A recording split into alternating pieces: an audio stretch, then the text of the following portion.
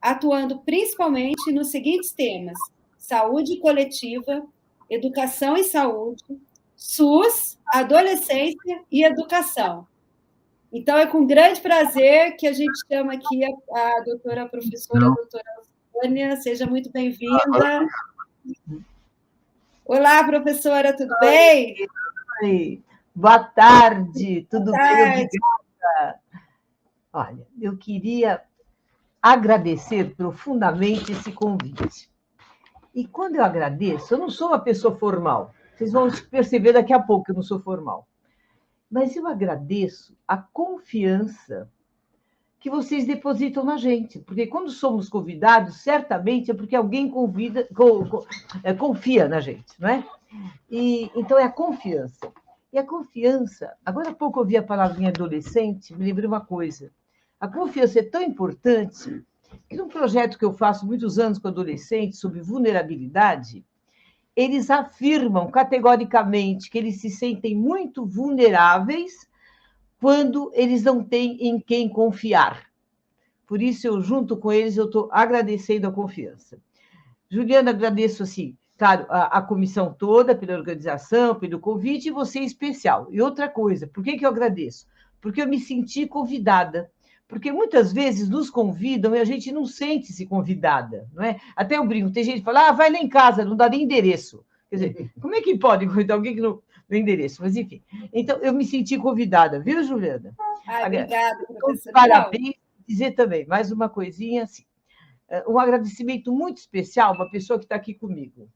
É Cláudio Monteiro, ele é um sociólogo sanitarista, ele é responsável por toda essa parte de, como é que chama isso? Do material sendo elaborado, viu, professor Carinha? Eu não sei nada disso, nenhuma habilidade, e ele que fez os slides, escolheu essa fotografia que eu estou tão feliz, foi antes da pandemia. Nem sei de onde tirou essa foto. Mas, agora, o mais importante é que ele foi meu aluno, desde pequenininho. Pronto, do currículo dele.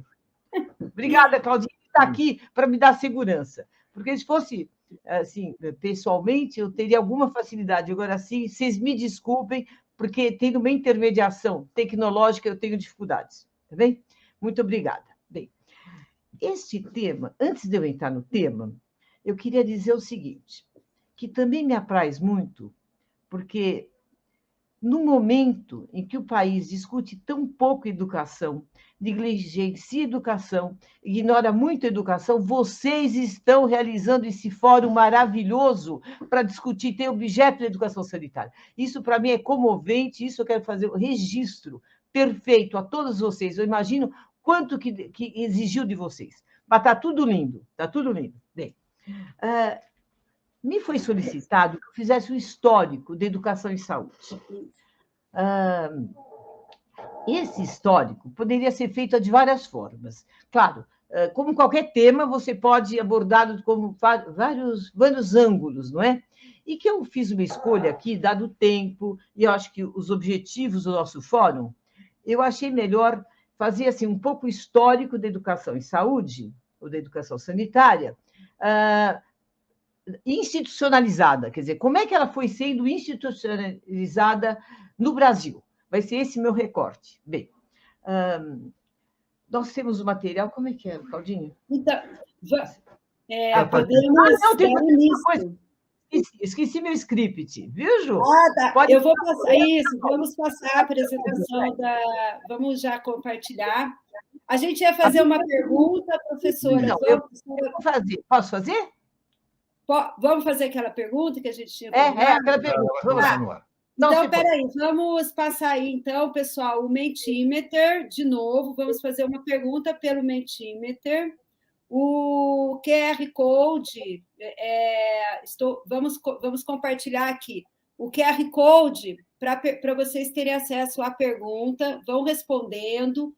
A gente também vai pôr no chat o código, para quem não conseguir acessar pelo QR Code, também vamos colocar no chat o código do Mentimeter. Então, é só digitar www.mentimeter.com e digitar o código. O mais fácil é pelo QR Code. E o código também está aqui é 52 38 841. Então, a gente pede para ele, o pessoal já está respondendo, e a gente já passa isso.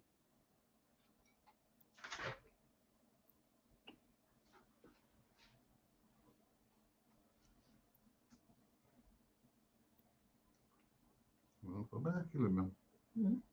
Então, aqui, mas a pergunta é aquela. Vamos lá, espera aí.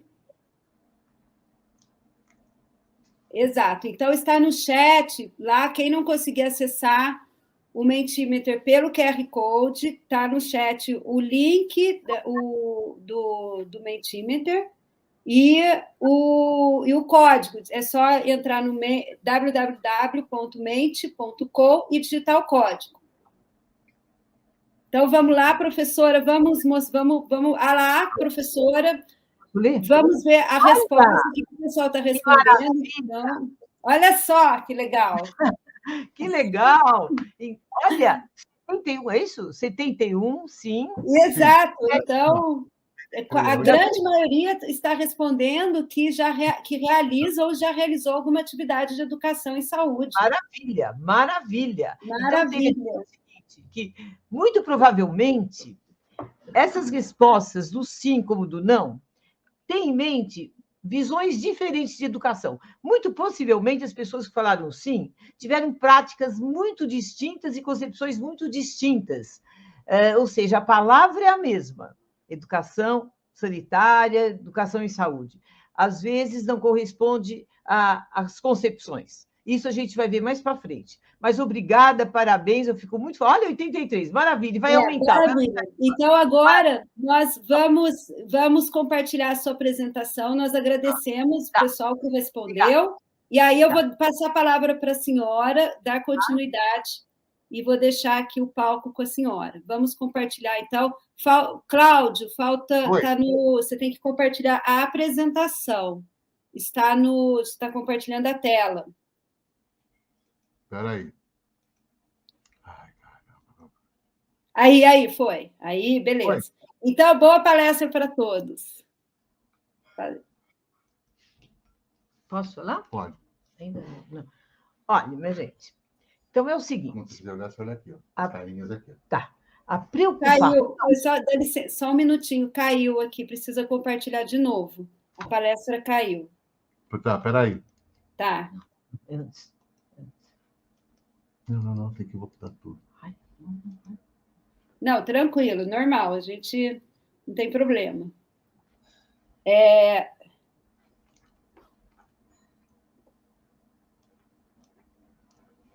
Vamos... Então, Cláudio,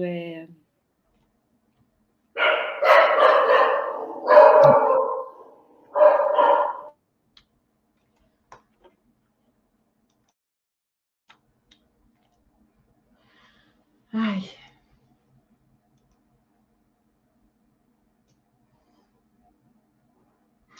Compartilhar tela, né? Compartilhar tela. Isso, compartilhar tela. Vai lá no... Janela, apresentação. Janela, apresentação e compartilhar. Pronto? Agora sim, foi. Tá bom. Ótimo. Então, foi a primeira, né? Palavra com você, professora. Senão eu falo assim mesmo. Não? Pronto. Foi. Valeu? Agora tá certo, Ju? Certo, tá certinho, tá passando aqui, olha, tá ótimo. Então, gostaria de dizer excelente. Que eu pus alguns marcos legais aqui, né, do histórico da educação em saúde. Mas aí eu vou ilustrando com alguma vivência que eu tive. Então, para a população sobre saúde, data lá de metade do século, aqui no Brasil, metade do século XIX.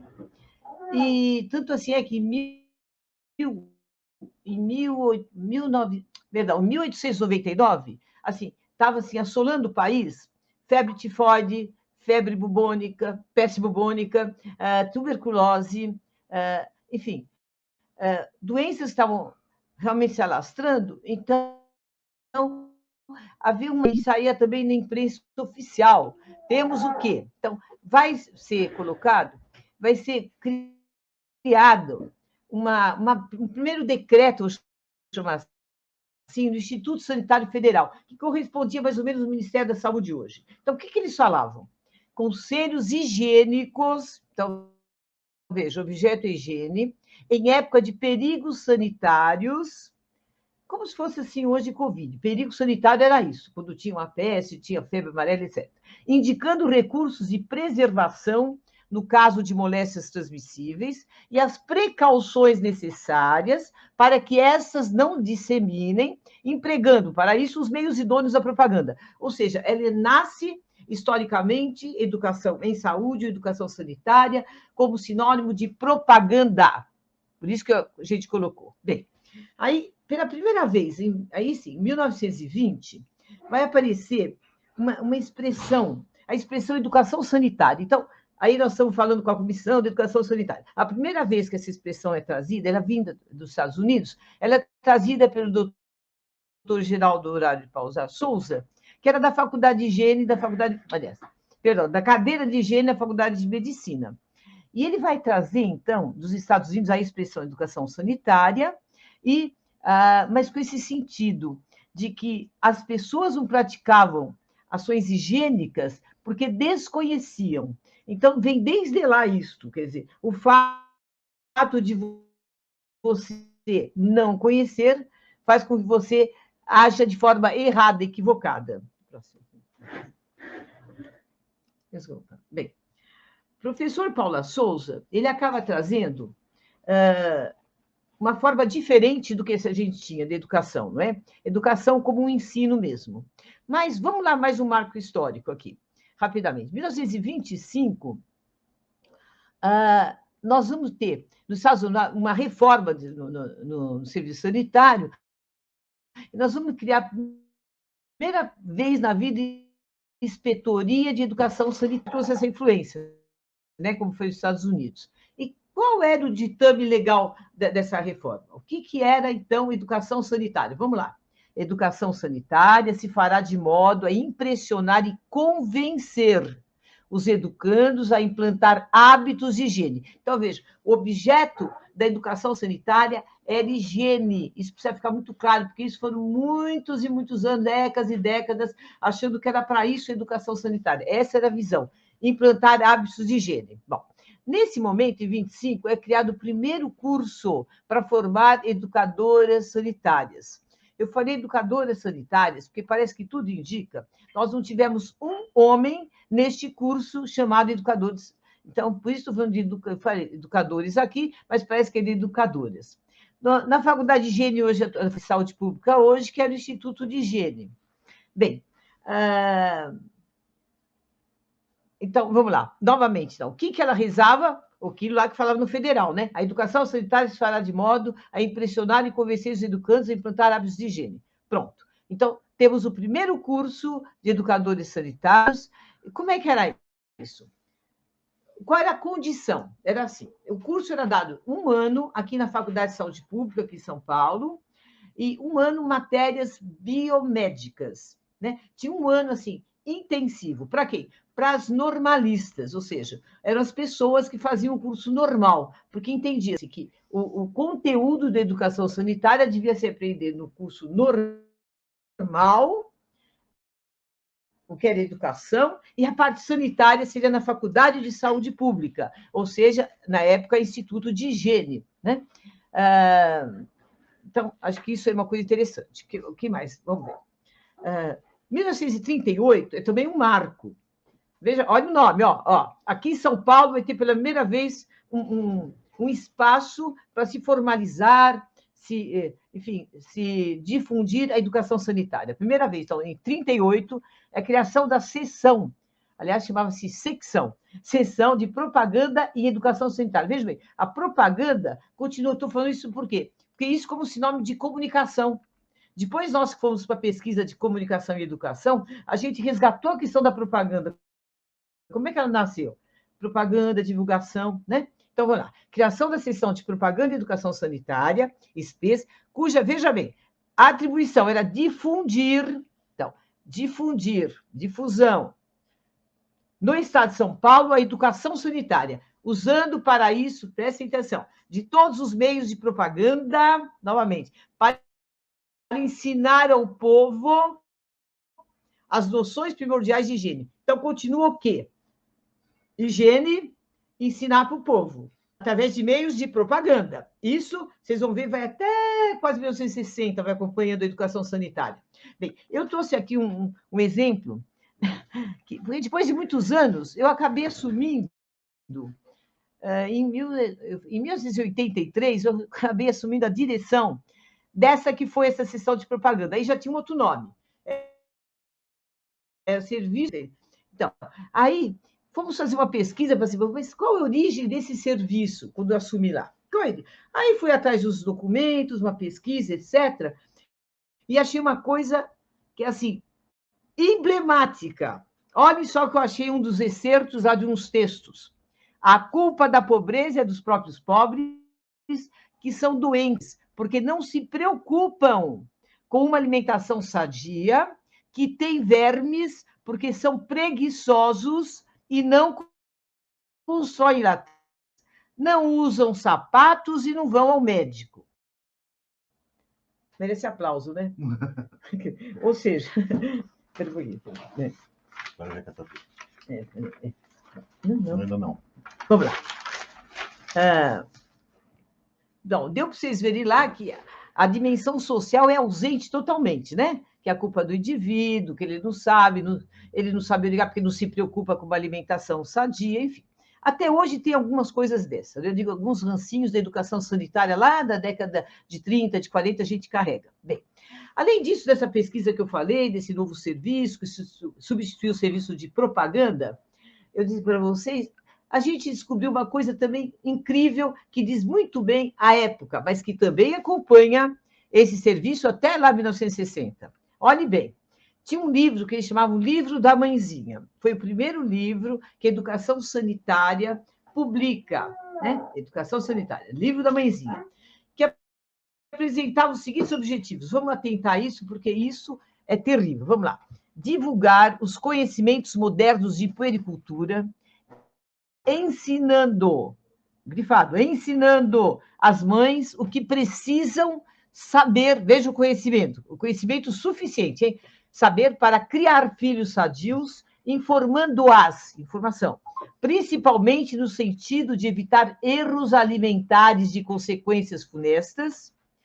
C, os que vão receber esse livreto aplicarem bem os conselhos que ele contém, temos a certeza de que a cifra, olha, da mortalidade entre nós cairá rapidamente.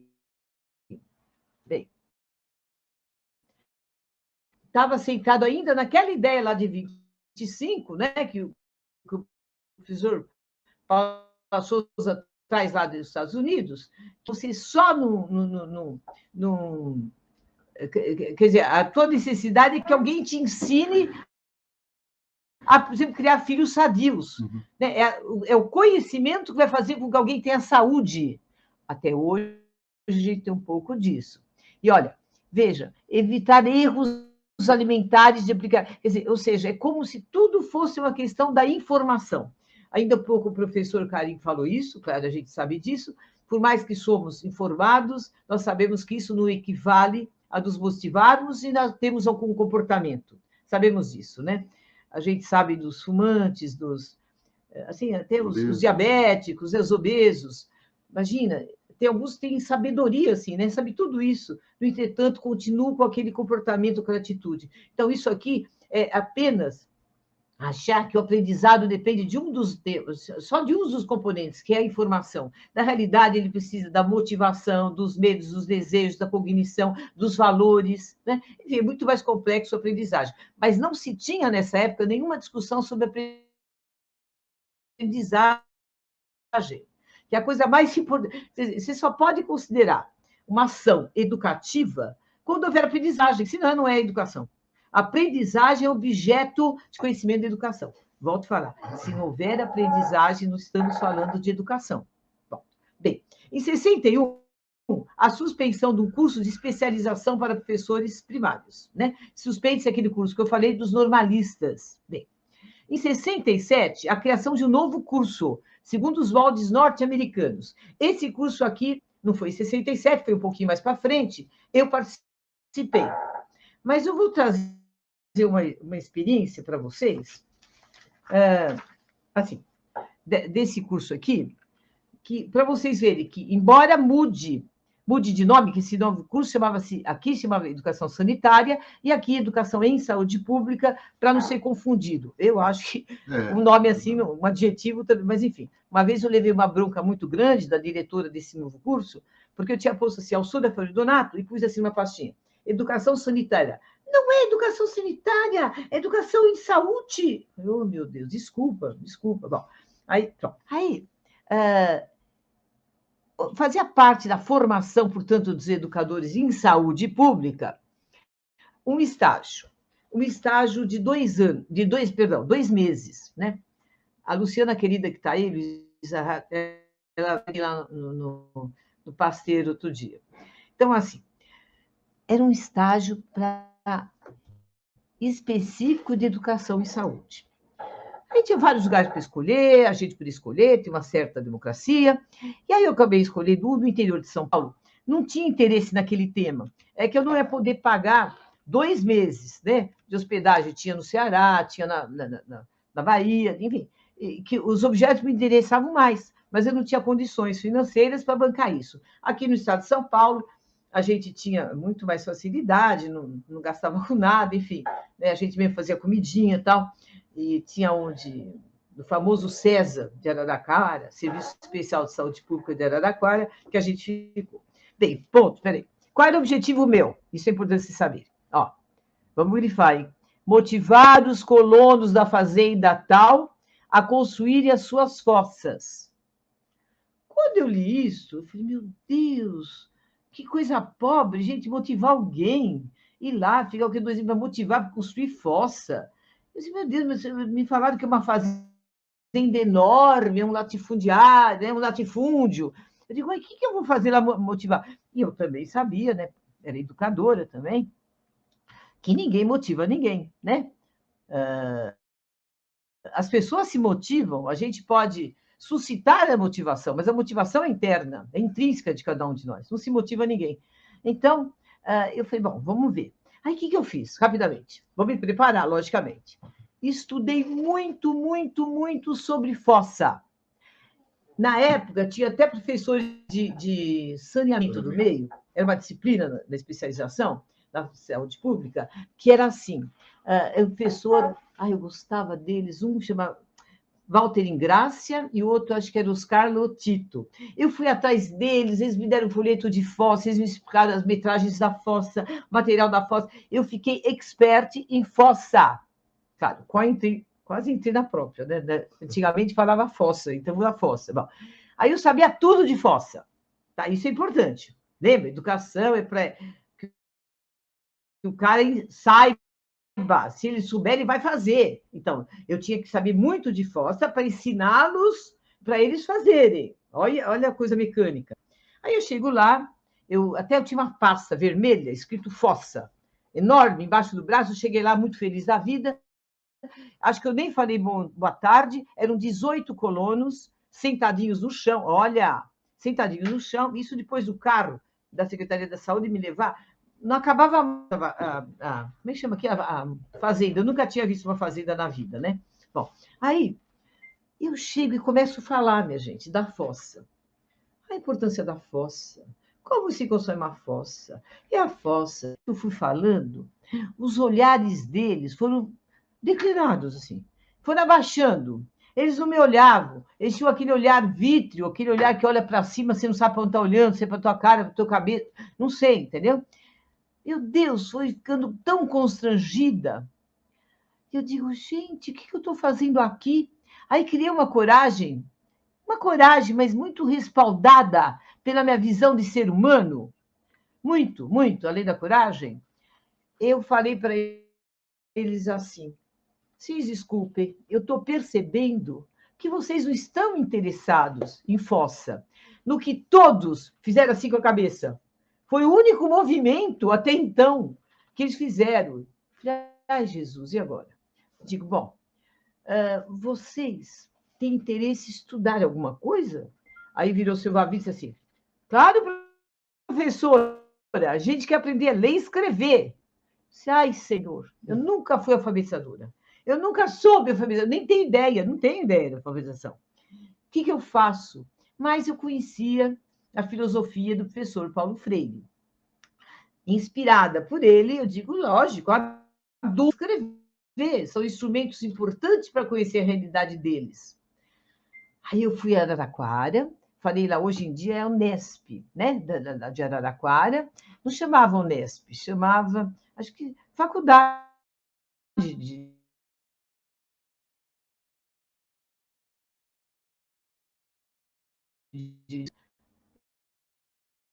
Educador não pode ser só drama, tem que ter muito desejo. O desejo de fazer isso com eles era um direito deles à educação.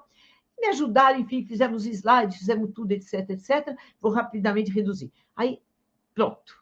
Em 2 meses, eles escrever não, mas ler eles já liam. Felizes, agradecendo, fizeram uma formaturazinha, eles agradeceram, eles me deram de presente uma fossa, eles fizeram uma fossa de papelão, né, para nossa mestre, a fossa, e diziam assim, eu disse, por que vocês estão tão felizes? Ah, porque ninguém vai mais me enganar, eu também não vou passar mais vergonha, falar assim, para onde vai esse ônibus aqui? É que eu não enchi bem. Ou então vou na reunião de filho, de pais, de escola, e chego lá e falo assim, ai, professora, a senhora pode ler isso aqui para mim? Porque eu não estou com o óculos, eu esqueci o óculos em casa. Porque vergonha de não saber ler e escrever. Ponto. Cheguei na USP, fiz meu relatório como boa estagiária, né, de aluna, aí eu fui expulsa. Fui expulsa. Até hoje tenho vontade de chorar. Agora, deixa eu perguntar para vocês, por que me expulsaram? Não gostavam de mim? Eu não trabalhei os 2 meses? Pelo contrário, sábado e domingo ali, conhecendo a realidade deles, né, fazendo levantamento, vocabulário, etc. Minha gente, quando eu falo isso, eu estou falando de concepção de educação. Por isso, nós, todos que estamos assistindo aí, são todos vocês. Aqueles que se disseram já ter desenvolvido, ou então não, todos educadores, como já ouvi com muita felicidade, a fala de vários de vocês. Todos somos educadores, não é? Agora, qual é a concepção de educação que se tem? É isso que dá para trocar figurinha, não como fazer alguma coisa. Entendeu? Agora, sim, de que eu penso em educação? Isso acho que é importante. A gente vai voltar rapidamente. Claudinha, tá bom? Horário? Tá bom. Então, assim, rapidinho. Vamos agora, peraí. Deixa eu ler mais um pouquinho. Pera. Deixa eu continuar um pouquinho aqui para dizer para vocês. A próxima, vamos lá. Não. Publicações Populares do CESP, não tem? Esse aqui? Um antes? Não, então é o Jacatatu. Então é. Desculpa. O meu assessor daqui, acho que deve estar apavorado comigo. Tá. Mas, só para a gente ver que é uma concepção. Também na sociedade, essa concepção de saúde havia, né? Não só do serviço de educação, nem da saúde pública. Teve um grande escritor, um grande literato, Monteiro Lobato, que contribuiu também com essa concepção. Então, veja, o símbolo, né?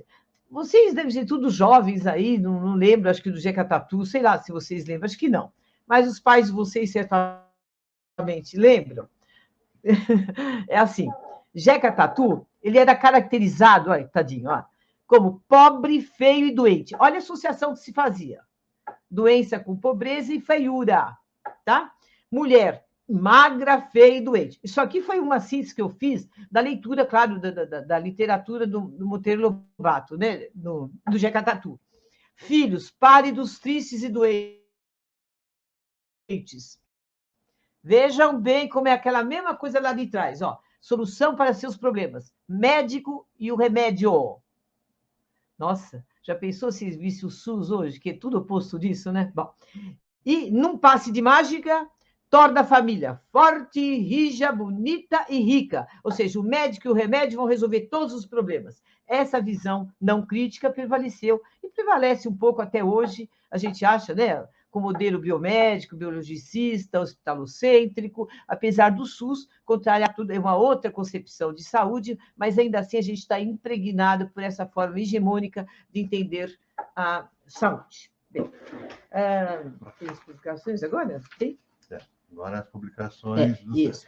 Rapidamente aqui, jovens, a gente fez um grande estudo, eu falei, dos vários cartazes e livretos que esse serviço de educação em saúde pública, que substituiu aquele lá de 38, que era o serviço de propaganda, nós temos um estudo bem bonito, até o pessoal da Unicamp nos ajudou muito também nesse estudo. A gente estudou o avesso e o direito dos cartazes, dos folhetos, não é? E assim, eu vou falar rapidamente assim, os cartazes, eles eram inspirados no medo, porque na época achava-se que o medo é que educava, né? Então, a escola era assim, né? A mesma concepção. Na escola tinha medo de reprovar, medo de castigo, medo da palmatória, era medo. Na saúde também, era medo de morrer, medo disso, etc. Então, eu pus aqui só para a gente lembrar mais. Tinha um que era sobre a raiva, que era a última caçada. Nossa, terrível. Outro, pacto com o demônio. Vou mostrar para vocês. É o colírio. O gigante invisível, que era a tuberculose. Então, assim que era visto para a população, vamos amedrontar. Quando ela tiver muito medo, aí a gente fala, não, vai procurar o médico e o remédio lá no centro de saúde e tal. Não. Aí, então eu falei, né? Por exemplo, o cartaz sobre sífilis, ele tinha assim, um enorme morcego. Sempre não entendi por que até hoje o morcego representava sífilis. Todo material, um material imenso. A gente doou para o Museu Emílio Ribas, que fica ali no Bom Retiro, no bairro do Bom Retiro, aqui em São Paulo. Doemos todo esse material. Bem, os folhetos, olha só, agora nós vamos ver. Um dos folhetos, que eram os adolescentes, mesmo quando eu fui lá dirigir, chegava muito adolescente, eles queriam pedir um... Não era, como é que chamava assim? Era... para mostrar que não... Eles tinham que procurar o que estava lá dentro, enfim, era um estímulo, assim, né? Bom, então, olha o que estava escrito num dos sobre sífilis, olha aqui. Já é do conhecimento da maioria do povo o grande perigo dos males venéreos, arruinando a saúde, produzindo destruições, às vezes irreparáveis para o organismo, e multiplicadores para o corpo. Olhem, diminuindo a capacidade de trabalho, estancando as fontes de geração humana, ou contribuindo para o nascimento de seres estigmatizados, tarados, anormais e até monstruosos. As doenças venéreas são uma ameaça para a mocidade e para os agrupamentos humanos, constituindo tremendo ônus para a nação. Olha, vocês vão lembrar que governo que era, né? Claro. Evitá-las é grande obra social, de patriotismo e acauteladora da felicidade individual. Vocês imaginem a orientação de sexualidade desses jovens. Olha que peso, né? Como eu falei, é um medo. Claro, depois de anos, 1983, 84, com DST-AIDS, também alguma coisa foi feita, só no início, né? Também assim, por exemplo, tinha um cartaz da DST-AIDS que falava assim, um simples beijo pode matar. Ou seja, a mesma concepção daqui. Só que daí, minha gente, como a gente já estava influenciado por uma outra concepção de educação e de adolescentes, né? A gente mudou totalmente. Tanto é que eles fizeram trabalhos maravilhosos, adolescentes, com música, né? Com saraus, bem bonito, respeitando as individualidades. Uma outra coisa, né? Tinha muito o lúdico e a cultura. Bem, vamos lá. Queridos, agora eu vou mostrar para vocês, queridas e queridos. Está bem, horário? Não, está bem, pode ir. Olha, para vocês terem uma ideia, olha como é que era o folhetinho da sífilis. Aqui não está o morcego, mas está eu não sei, um fantasmão aí, né? Ou seja, eu trago para vocês verem, sempre tem a coisa do atemorizar, né? Que as pessoas fiquem temerosas, né? E aí tinha um monte de coisa que era sífilis e tal. Olha esse aqui também de sífilis. Dá para ver, né? O que será que vocês estão vendo aqui? que pena, que vontade de conversar com você. O que será que a gente está vendo aqui? Ó, parada de ônibus, né? É fácil a conquista de sífilis e gonorreia. Claro, querem mostrar, né, com essa figura uma prostituta. Ou seja, é fácil você ter um relacionamento, mas ter sífilis e gonorreia, né? Bom, vamos lá para frente. Aí, os dois, assim, sabe, a gente pulou muito, claro, não é por todos os cartazes, obviamente, mas pusemos alguns que nosso entender mostram sempre a concepção e o jeito de entender o público que vê também, não é? Só um parentezinho assim. Acho que uma coisa interessante, a gente fez um encontro bonito sobre educação e comunicação, não era saúde única e saúde pública, em Belo Horizonte, e aí eu lembro que eu levei os cartazes para serem analisados, e foi um trabalho bem legal que com os mineiros a gente fez, viu? Valia a pena contar com mais detalhe para vocês, mas agora não é tempo. Mas foi feito um trabalho bem bonito de analisar, porque, como falei, linguistas da Unicamp nos ajudaram a interpretar os cartazes. O que se deve saber sobre moléstia de Chagas? O que será que chama atenção aqui, hein? O que será que chama atenção? Ó, olha lá, casebrinho, tudo pobrinho. Agora, olhem a proporção deste mosquito. Barbeiro. Do barbeiro, perto da criancinha. Lógico, a população, olhando assim, a população que não seja muito letrada, ela interpreta o quê? Imagina que eu vou gritar nisso, não tem mosquito desse tamanho aqui nesse lugar. Isso tem estudos, isso, e resposta da população. Eu mesmo fiz um estudo sobre essa questão dessa comunicação no Vale do Ribeira aqui, com esquistossomose. No Vale, perdão, não foi Ribeira, foi Vale do Paraíba. Um estudo sobre o que comunica esse tipo de coisa. É muito interessante, né? Porque o povo acha engraçado. Falando, imagina, porque fazia uma setinha, né? Tinha o caramujo, tinha um pé e tinha mais alguma coisa ali. Então, e tinha uma setinha mostrando que se você usa calçado, acho que era isso, um pezinho lá, enfim, você vai acabar com a esquistossomose. Aí o povo entendeu assim, imagina se para matar um caramujo precisa de uma seta, de uma flecha. Claro. Não precisa de uma flecha, imagina um caramujo. Então, desacreditava. Agora, olha aqui, não há, presta atenção, malária sem anófeles, tá bom? Evite esses mosquitos trata-se com quinino. Olha o remédio aí. Outra vez, olha o remédio aí. Olha as condições de vida dessa pessoa e ela vai se tratar com quinino, vai resolver toda a malária. Tanto é que não, que até hoje tem uma malária, né, minha gente? Bom, vamos lá? Não. Tá acabando. Tá acabando? Tá. Tuberculose. Tudo bem. Olhe só, aqui rapidamente. Pegamos só esses dois de tuberculose. Olhe o polvo. Ele está pegando o quê? Um pulmão doente. É visão de ser humano fragmentada, que vem lá de Descartes, o René Descartes, né? Quando via nosso corpo como uma máquina. E uma máquina fragmentada, são peças. Então, veja aqui a visão. Também, por exemplo, saúde bucal, a gente fez um estudo bem legal, também foi em Belo Horizonte, e a gente via, por exemplo, cartaz de saúde bucal só com dente. Quer dizer, não tinha nem boca, meu. Era um dente sem boca, sem corpo. Aqui também é uma visão muito bem retratada. Então, exames médicos, periódicos, evita o perigo. Olha aqui, você ser consumido, o seu pulmão ser consumido por um polvo. Bom, aqui depois é um pouquinho mais frente, aí já começa a melhorar um pouquinho a mensagem, mas nós vamos voltar já nisso. Vamos lá? Ai, meu Deus, acho que falta pouco tempo, né? Deixa eu ver, vai. Difteria. Depois aí eu conto. Puericultura e depois dois de raiva. Tá. Bem, rapidamente. Olha que horror! Como se fosse enforcado. O que se deve saber sobre difteria? Olhe, é uma criança como se fosse enforcada mesmo, né? Até, desculpa, eu tirei porque não tinha outro, era do original, eu copiei, né? Para a gente poder ter no nosso estudo aqui, nossa reflexão.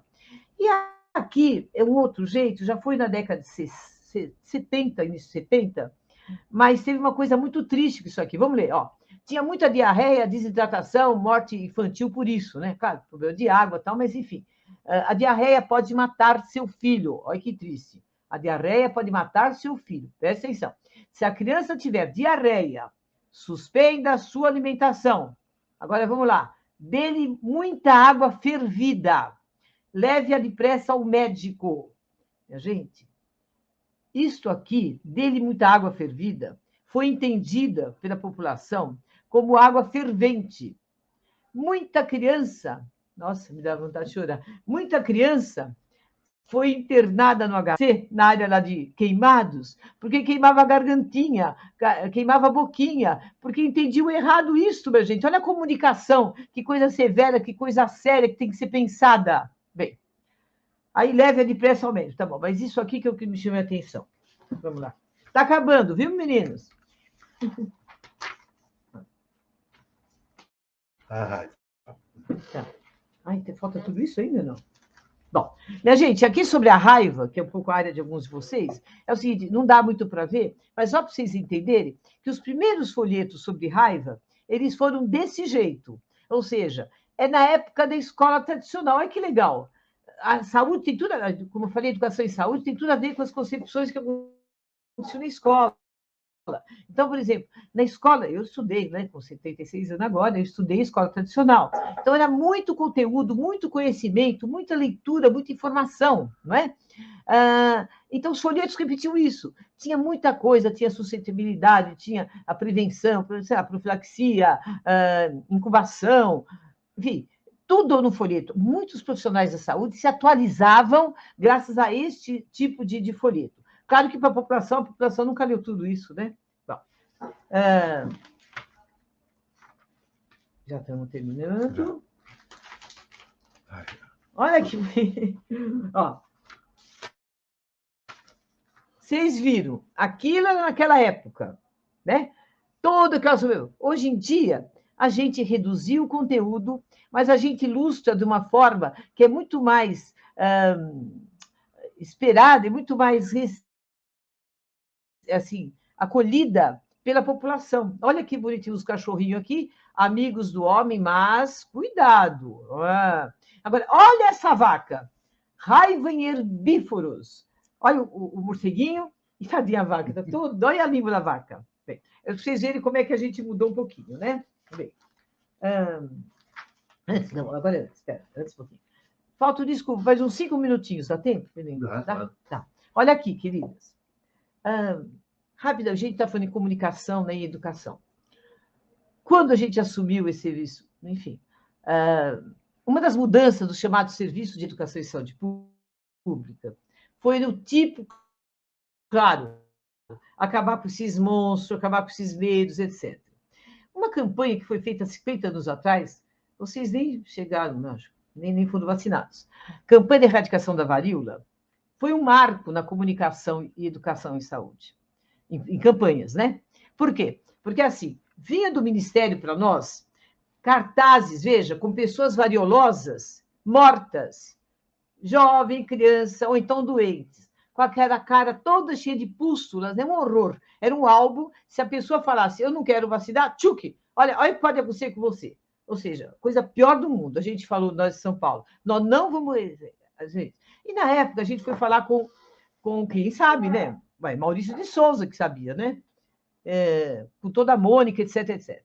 Então, ele fez uns cartazes maravilhosos para nós. Tanto é que todo mundo gostava muito, falava, professora, não tem alguns para a gente pôr aqui no Centro de Saúde e tal? Porque era toda a familhinha, né, vacinando, e tinha um lugar para a gente pôr onde era a praça, o lugar, etc. E aí, eu disse, tem sim. Tá bom. Quando começamos a estrear os cartazes, um sucesso enorme, né? Porque, claro, todo mundo está acostumado com os vampiros, com os como é que chamava aqui? O fantasma, tal, o polvo. Aí o menino liga para mim. Professora, aqui acho que não vai dar para vacinar, não. Como? Está muito cheio de gente. Mas o que é esse barulho? É cachorro. Como cachorro? Por que tem tanto cachorrinho aí? E os vacinadores estão com medo. É o seguinte, minha gente. Por mais que a gente tenha falado que é uma vacina humana, as crianças viram no cartaz o Bidu, o cachorrinho. Entenderam? O cachorrinho. Aí todos levaram os seus bidus. Foi um inferno. Não pudemos vacinar direito, porque eles latiam, eles pegavam os fios. Foi uma festa. Para mim foi uma festa, que eu adoro cachorro, mas enfim, teve um problema na nossa comunicação, entendeu?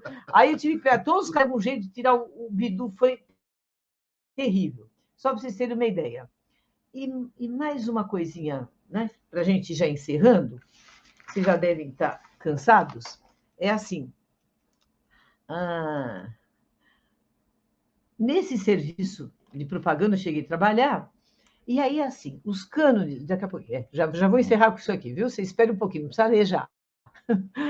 É assim, era assim, o que era educação sanitária? O que era divulgar isso? A gente ia para os municípios e tinha que entrevistar todas as autoridades formais para que elas ajudassem na divulgação da campanha, no caso, a erradicação da varíola. Então, era prefeito, diretor do sei do quê, diretor do lar, diretor do... Veja bem, quando chegava em igreja, tinha igreja católica e, às vezes, punha assim, líder da metodista, parece que não tinham outras, tá? Então, assim, nunca apareceu coisa espírita, nada assim. Enfim, já tinha um certo preconceito com a eleição dessas autoridades. Bom, então, está para que eles ajudassem. Bom, eu fui a um município pequenininho, aí para o lado de São José do Rio Preto, pequenininho, e lá, férias. Então, eu não tinha o diretor da escola, eu não tinha as crianças para falar, os professores, o prefeito ia de vez em quando, parece que é mais um barzinho lá perto. Então, não tinha, claro, não tinha live, não tinha rota, não tinha disco, clubes de serviço, não é? Eu falei, meu Deus do céu, eu vou embora, não tem ninguém. Como é que vai? Quando chegarem as equipes, as crianças vão ficar morrer de medo. Os adultos também, porque naquela época usavam revolvinho, pedojet. Eu falei, não, as crianças têm direito de saber, né, de se mobilizar. O que eu faço? Eu era para ir embora da época. Eu ia embora, não tinha as autoridades, tchau e bênção. Mas aí eu estou saindo da cidadezinha e eu olhei assim, vi um circo. Aí eu olhei um circo e falei, nossa, mãe, eu nunca tinha ido a circo. Fui uma vez. Um circo velhinho. Eu falei, vou perguntar aqui se tem alguém que pode ajudar, meu Deus, não sei. Até o motorista falou, mas num circo, professora? Eu falei, ué, vamos lá. Aí me atende um senhorzinho, baixinho, simpático, que me emociona até hoje. E eu falei para ele, bom dia, sou a Sônia de São Paulo. E contei a coisa, precisaria que alguém aqui me ajudasse a falar à população, né? Para se vacinar, sem medo, enfim. Como é que eu posso fazer isso? Ele falou. Eu falei, quem que é o senhor? Ele falou, palhaço. Ai, eu fiquei feliz. Um palhaço? Que delícia. Eu falei, imagina, mas como é que eu posso chamar o senhor? Não vou chamar o senhor de Geringonça. Geringonça, que é o nome que as crianças me chamam, para fechar. Ele falou, o senhor não pode ficar aqui no fim de semana para me falar dessas coisas? Estava assim, posso? Aí saí de Rio Preto e fui para lá. Quando eu cheguei, enfim, a gente preparou uma festa da vacina. Gente, foi o município que mais vacinou no primeiro dia, proporcionalmente, que mais vacinou. Não teve, como é que fala, recusas, né, rejeições, graças à cidadania e o poder de convencimento, que isso é educação, convencimento não persuadir, mas convencimento que é isto, vencer com o outro. Desculpa se eu me estendi com vocês, só para fechar. Hoje em dia, a gente entende educação desse jeito aqui, mas quem acha que vai ficar com vocês? A palavra-chave é transformação e de consciência crítica, que é diferente daquela estagnação lá do passado. Na realidade, mais importante hoje, que a população, o que é uma população educada, os profissionais educados? Quando consegue identificar os seus verdadeiros problemas de saúde e consegue identificar os determinantes desses problemas e enfrentá-los de forma coletiva. Muito obrigada a todos. Desculpa se eu vou... O meu assessor lembrou de uma coisa. Será que dá? Dá, claro. Ó, a gente pôs aqui uma foto, foi ele que fez, né? Porque eu não sei fazer nada disso. Carlos Rodrigues Brandão, grande antropólogo, que a gente tem que convidar para a área de educação. Ele é um educador, ele escreveu uma coisinha assim que eu encerro por aqui, viu? Lembra que no começo eu falei, olha, muitos de vocês falaram que exerceram, às vezes vocês estão pensando em coisas diferentes. Antropólogo, intelectual, seríssimo, ele estabelece um diálogo com o Cisso, que é um lavrador lá do sul de Minas. E começa assim, só um pedacinho. A pergunta, Cisso, o que é educação? Tá certo, tá bom. O que eu penso, eu digo.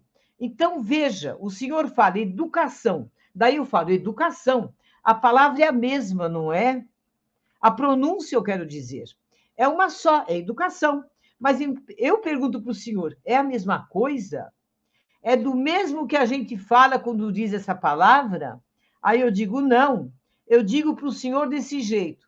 Não, não é. Eu penso que não. Educação, quando o senhor chega e diz educação, vem do seu mundo.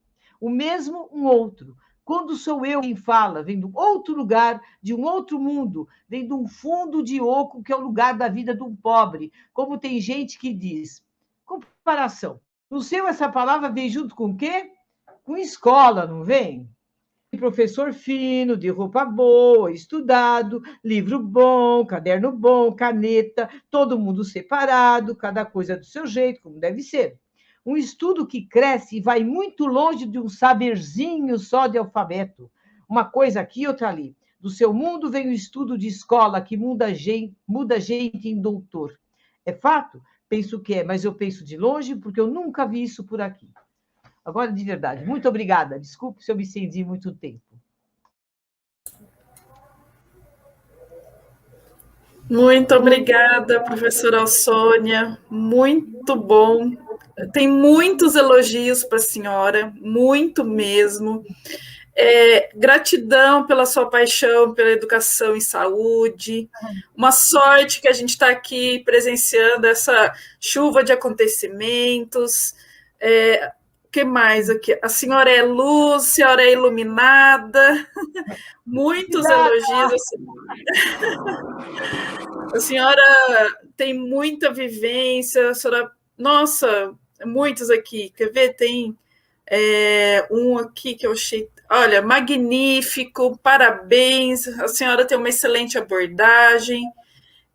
Assim, tem muitos elogios. Muito obrigada pela oportunidade da gente presenciar os seus ensinamentos, a sua vivência, que eu acho que ninguém tem aqui. Muito obrigada. Eu aprendi muito hoje. Não tinha essa noção do que o quanto a educação é importante, que na nossa formação, eu sou médica veterinária, a gente não tem essa vivência de saúde, né, como um contexto, né, só saúde animal. Muito obrigada, a senhora abriu muito, pelo menos a minha mente em relação a isso, ter mais compaixão nessas questões de saúde humana. E acho que agora o professor tem algumas perguntas. Tenho. E pessoal da plateia, caso sua pergunta não venha a ser respondida, a gente guarda esse chat todo e depois repassa para os palestrantes em função do horário aqui da logística. Tudo bem? Professora, eu também me junto ao coro aí dos elogios, mas vamos lá. Teve um bate-papo legal aqui entre o Reinaldo, a Margarida e a Luciana, quando a senhora comentava sobre a questão do medo, né? E às vezes o medo, e aqui estou meio que costurando o que a Glenda falou, que a Glenda não, ou o Reinaldo falou o seguinte, que o medo também pode ser transferido depois para o agente de saúde, para o fiscal, quer dizer, né, essa transposição, então encarar um agente de saúde também com medo dele por esse aspecto, né? Agora, só queria dar uma apimentada aqui na coisa, mas também se a gente retira o componente medo, não que eu concorde, mas se a gente retirar esse componente, a gente não pode também subestimar, menosprezar. Então você vê um monte de gente aí que nem usa máscara mais, mal lava a mão. Né? Poderia comentar isso para nós? Então, a questão do medo de um lado ou do outro também, a total ausência dele, e essa questão da transposição, né, do medo em si, e a pessoa, o agente sanitário, o agente de comunidade de saúde, o fiscal, por favor. Ei, professor, não sei se eu vou saber responder. Obrigada, viu? E obrigada a você, querida, pelos elogios aí. Olha, ele funciona muito. Ele é, assim, muito mais eficaz do que o desejo. Veja bem, ele faz eficaz do que eu desejo, isso é muito sério. Agora, o medo, o que a gente aprende com o medo, e a gente aprende, a tendência é a gente esquecer depois. Entendeu? Digamos, você está numa escola, bem, você tem dificuldade em frações, equação, mas de tanto medo daquela professora, ou sei lá, do seu professor, medo, aí o medo da criança, né, do adolescente, você aprende. Só que quando você tiver 20 anos de idade, você não lembra mais nada. E também campanhas sanitárias. Por exemplo, veja bem, lembra de uma campanha de comunicação sobre a polio, né? Vocês lembram, claro. E uma delas foi depois com o Zé Gotinha, que a gente, que dá o serviço, que propiciou isso. O Zé Gotinha é maravilhoso, tá? Nós propusemos isso. Mas antes, tinha assim, uma voz sinistra na televisão, aparecia uma cadeira de rodas, uma perninha de uma criança penduradinha, entendeu? Levando aquela criança, uma coisa horrível.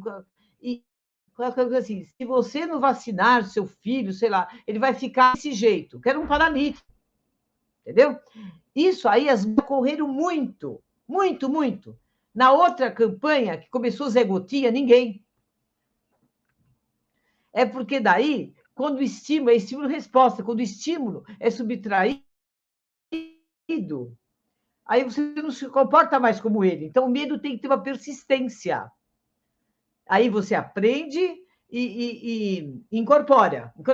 Agora, eu diria que não é medo, não podemos confundir. Medo é aquilo lá, né? Que se você não tomar cuidado, o polvo vai pegar teu pulmão. Isso que é medo, filho. Agora, existe uma exigência que é diferente, que é uma certa cobrança, que isso é importante. Temos que ter exigências. Nós temos que ter exigências com os jovens, de rigor, de pesquisa, exigência até da amorosidade. Isso é diferente. Então, claro, quando você faz isto, você ainda está no território afetivo, que não é do medo, também não é só do desejo. Tem uma interligação ali. Você está cobrando de algum jeito, não é? Sabe, eu falo isso porque eu gosto muito de discutir uma coisa que é um fator afetivo na aprendizagem. Ele é muito forte, mas não é essa coisa babaquinha que alguns falam, eu adoro eles, eu trago festinha. Não é essa coisinha. Isso não é afeto na educação. Quando é que você é afetuoso na educação?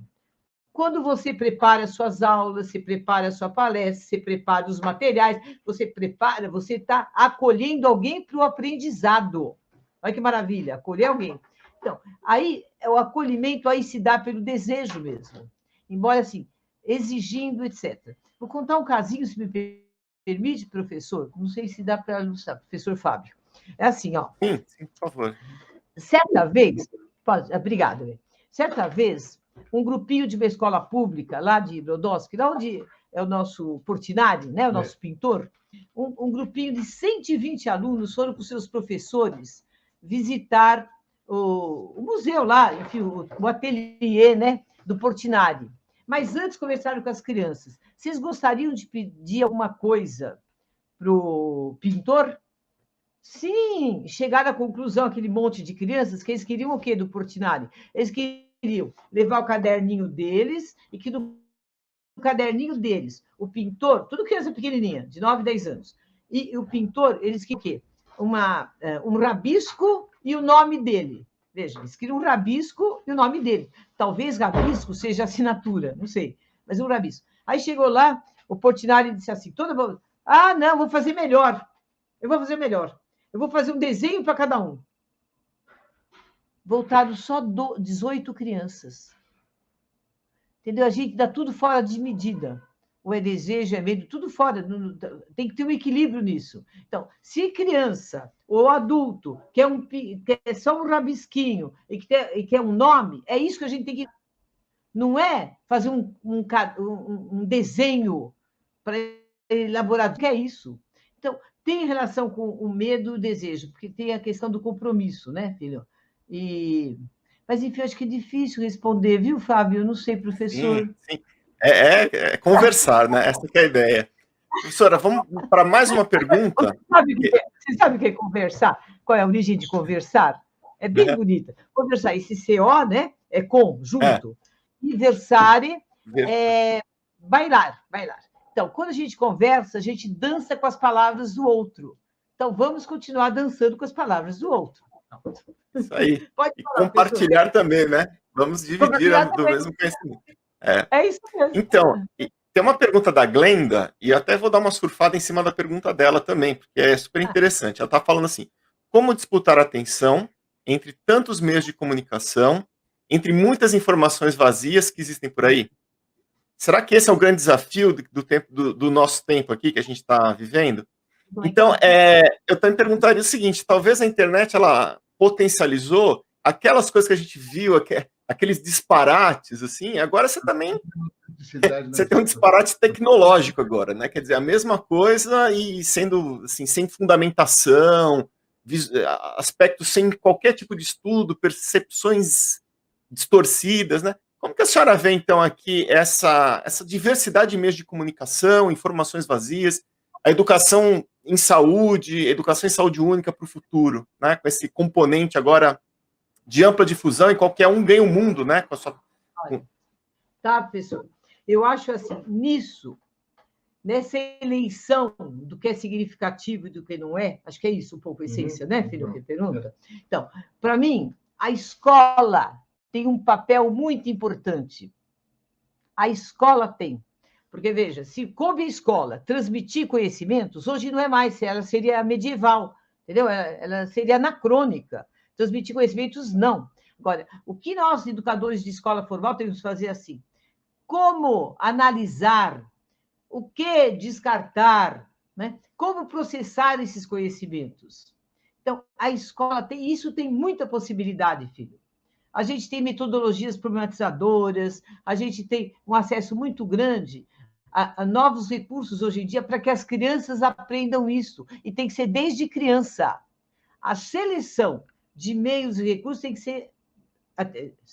E uma coisa importante, também eu diria, filho, da escola, é diferenciar, olha só, recursos, técnicas, não é, procedimentos da finalidade da educação.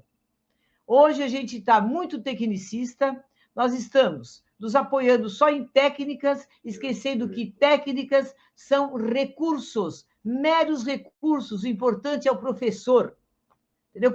O conteúdo que ele vai vincular. É o aluno que está ouvindo. As técnicas, são recursos. Assim como antigamente tinha a lousa, era um recurso, tinha o retroprojetor, que era um recurso, recursos. Agora, qual é a finalidade do meu ato? Como é que eu me posiciono feito esses recursos para que os meus alunos também sejam sujeitos disso e conseguem identificar o que é significativo? Né? O que tem. Senão eles não vão ter escolha, meu gente, não tem. É um aprendizado possível e desejável. Perfeito, Tá, professora. não sei Só mais uma pergunta rápida aqui para a gente finalizar essa rodada, embora o Carlos está perguntando, Carlos Roberto, como lidar com o público-alvo de difícil adesão, sabe, romper a resistência. Na prática, a vontade de persistir no erro. Ei, o Carlos, quem está esperando quem? Estou brincando. Filho, eu acho que uma das coisas mais importantes é a gente tentar identificar o porquê dessa... Como é que é? Dessa... Da não adesão, Da não adesão. Os motivos que levam, porque são diversos. Você não pode tratar o público como se fosse um motivo só a não adesão. Então, o grande segredo isso é assim, se você identificar exatamente quais são os motivos da não adesão, eu duvido que a gente não consiga. É porque a gente não sabe muito, filho, quais são, quem é nosso público. E a variável mais importante no processo educacional é que você saiba com quem vai trabalhar. Lembra eu nas fossas? Eu fui lá, eu só pensei na fossa, eu não pensei nos caboclos lá, nos colonos. É isso aí, quando você erra, é porque você não conhece aquelas pessoas, porque aí a adesão vem o quê? Porque a pessoa vai sentir necessidade de aderir.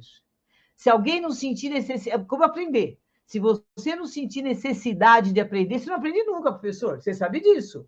Não adianta eu querer usar 1000 recursos para você, a necessidade é tua.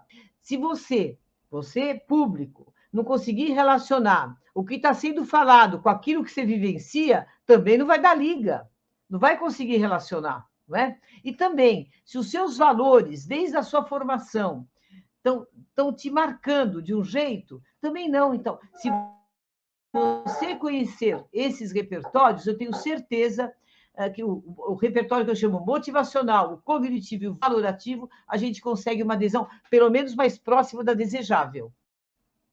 Não sei se eu Professora, Respondeu, claro que sim, claro. Para finalizar, professora, ensinar é transmitir um conhecimento. Agora, educar é que esse conhecimento seja transformador na vida das pessoas. Então, a senhora deu a mim e a todos aqui uma aula de educação. A senhora nos educou. Então, meu muitíssimo obrigado e espero também contar outras vezes com, não só com o seu conhecimento técnico, mas seus ensinamentos de vida. Pessoal, isso não vai estar no livro. É por isso que a educação é uma atividade humana, precisa do relacional. Então, muito obrigado, professora Alcônia, pela sua participação. E vamos agora seguir a programação. Obrigado. Muito obrigada, professora. Obrigada. Obrigada. Tchau. Tchau. Podemos. Então, vamos seguindo, Fábio? Sim, Juliana, você teria um vídeo nosso da nossa comissão, é isso? Olá, isso. Por favor. Tá, vamos passar o vídeo, então, agora.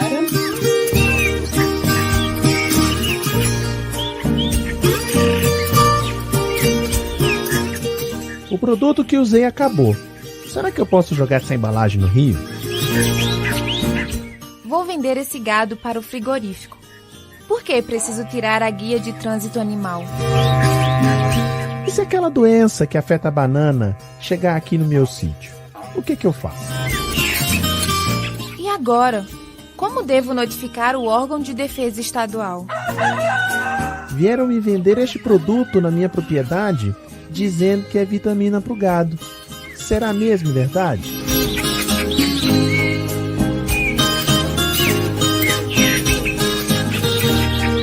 Pequenos ou grandes problemas que todos os dias preocupam os produtores rurais podem ter um desfecho diferente. Como?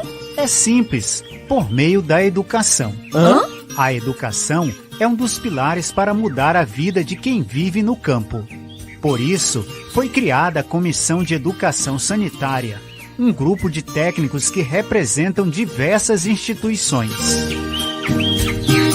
Esses especialistas detectam os problemas, mobilizam todas as pessoas que possam estar envolvidas com a situação e buscam as soluções. Isso funciona? Se funciona, desde 2010 essa comissão vem ajudando a mudar a realidade da produção agropecuária no estado.